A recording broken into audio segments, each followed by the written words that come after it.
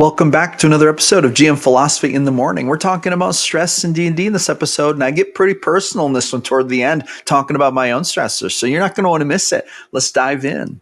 Good morning, and welcome back to another episode of GM Philosophy in the Morning. I'm the GM Philosopher. This is going to be an unplugged video. There may be very minimal editing to cut out awkward pauses and the like, but I'm not going to do any serious editing on this. I'm not going to superimpose anything onto the screen. This is just how I run my unplugged episodes. I run them on Sundays and sometimes during the week if I get super busy and I don't get time to edit a full episode. With that being said, today I want to talk about D&D and stress. And since it is early in the morning, I'm going to drink my coffee. D&D can be surprisingly stressful. As GMs, we want to run good games. That being said, there are things that come up. There are challenges that come up. Scheduling, preparing stuff, trying to balance life while playing D&D, trying to maintain great relationships with players, trying to be available for players between game sessions for like downtime stuff, even though we have busy lives, trying to play as much as you can without playing too much so that it stresses your life. For me, I feel like some of the biggest stress that comes from D&D is trying to balance life with playing the game. D&D is obviously very fun. It's a very meaningful and deep thing to do. It's a very meaningful hobby, but it's more than a hobby. It's a pastime where you create real art and have real experiences in the world of imagination.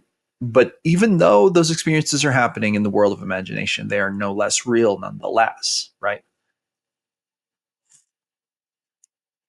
They still evoke real emotion. They still provoke real physiological responses.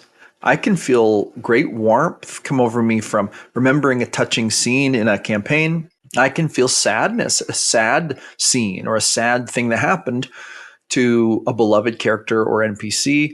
I can think of situations where I have laughed a lot at funny things that happened, right? So these are real things. So D&D has a really good place in our lives, but how do you manage the stress of it? This is a good question. And I think that most GMs will tell you that one of the best ways to keep the stress down is to play as often as you can without playing so much that it stresses you out, right? For example, don't throw off your work-life balance with D&D games. I did used to do this. There was a while where I really tried to play every weekend, but it stressed me out a lot because I was very busy with my life. And there's also a period of time where I didn't play at all. And then I was itching to play. So when I got back into it, I started playing every other week, and this helped. This made it so that I did have work-life balance. And sometimes it's like that. I was talking to someone the other day in a YouTube comment. They run a game once every 2 to 6 months. And that seems like a long span of time. But for some people, they may be too busy to do more than that. But it's still a hobby worth engaging in, even if you can't do it like every week or every day. Another way to manage the stress of D&D is to make sure you're playing with good people. I have played with people who really stress me out, like dramatic people, people who cause problems, people who like are maybe good at D&D, but they're not good friends. Have you ever known people like that? Drop me a comment if you've ever known somebody like that. I have unfortunately played with people like that, and they would stress me out because they would cause drama at the table and they would cause drama with me, and it made it not fun. So I have learned to really be picky about the people I play D&D with, and I would much rather play with 2 or 3 great people than a whole table full of people who are like iffy, right? Another thing to take into account is not to be hard on yourself. One of the big stressors with D&D, I think a lot of times, is GMs judging themselves. A lot of GMs will judge themselves. They'll think that they did a bad job. You might think that, man, I regret the decisions I made at that last game. Or you might think, did I railroad too much? Or you might think, did I just lose the players with that? Was that not an interesting plot arc thing? And a lot of GMs are way, way too hard on themselves and cause themselves a lot of undue stress with these kinds of ideas. And I totally understand where they're coming from. I have had so many negative thoughts about myself while playing D&D. And after the game, looking back on it, thinking, I did a bad job. How could anyone have enjoyed that? You know, it was a bad session. I really just cringe at the things I did or some of the decisions I made or whatever. However, I have found that these things are so often usually unfounded. We're way harder on ourselves usually if we're trying to be a good GM than the players are. And players, a lot of times, they're just thankful to play and they are very forgiving of imperfect things. Now, there are some GMs who are legitimately bad and they make bad choices that ruin the game for players. But that's different than being a GM who's trying to do good and then thinking you're doing bad.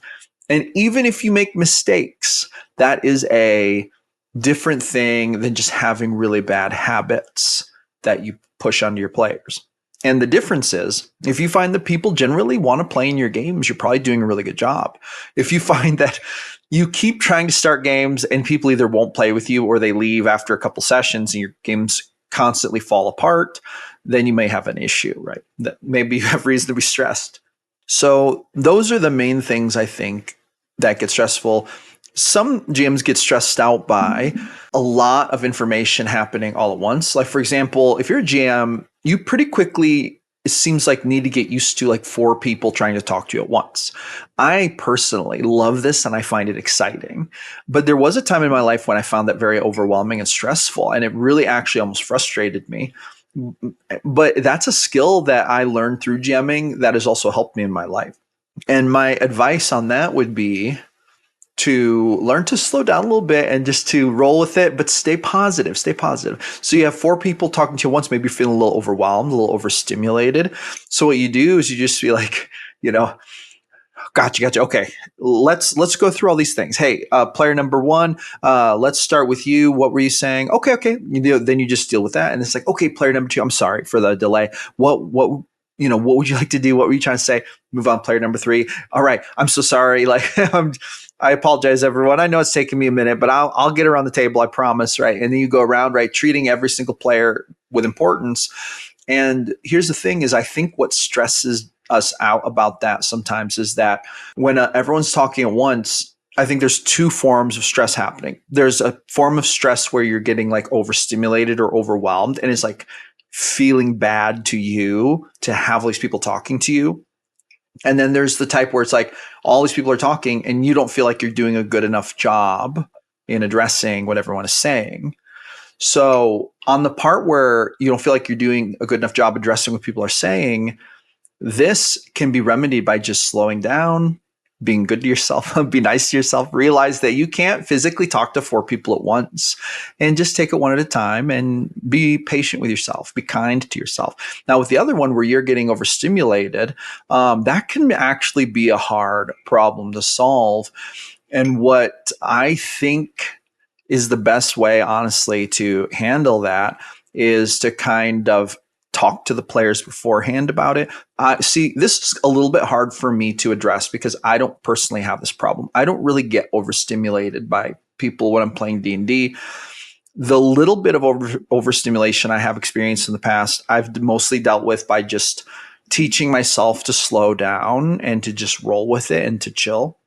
But I will also admit that my tolerance for overstimulation is probably really high. I probably don't really get overstimulated as much as a lot of other GMs do. So I think that some of the best advice is probably just to talk to players. Be like, so, before we go into this game, I just want to let you know I have a bit of an overstimulation issue. When a lot of people talk to me at once, it kind of gets me flustered.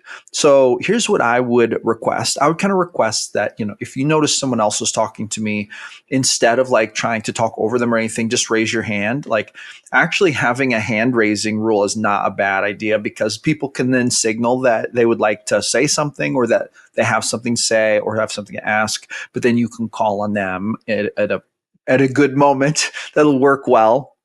This might help to minimize some of that stress. And there's one other source of stress, I think. There's like a hosting thing. If you run D&D at your own house, I don't know if this stresses you out, but sometimes I get a little stressed out if I feel like my house is a mess and I'm having people over for D&D. And for that reason, I generally take cleaning the house before D&D really seriously. And if I don't get to do that, that actually does stress me out. And I actually have learned that that is such a stressor to me that I've just made it such a priority. Like literally on Saturday mornings before game nights, I will just schedule cleaning time. I will clean the house at least good enough that I won't feel stressed about it.